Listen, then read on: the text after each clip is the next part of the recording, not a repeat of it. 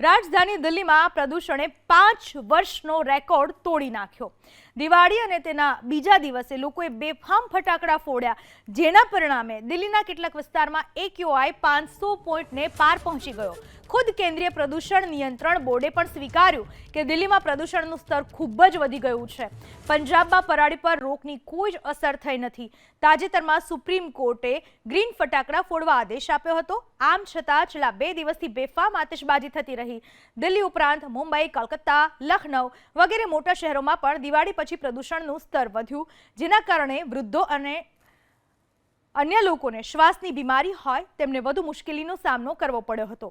દિલ્હીના આનંદ વિહાર વિસ્તારમાં સૌથી વધુ પ્રદૂષિત વાતાવરણ નોંધાયું। બાકીના તમામ વિસ્તારોમાં AQI ઓછામાં ઓછું 300 તો નોંધાયું જ, જે જોખમકારક માનવામાં આવે છે।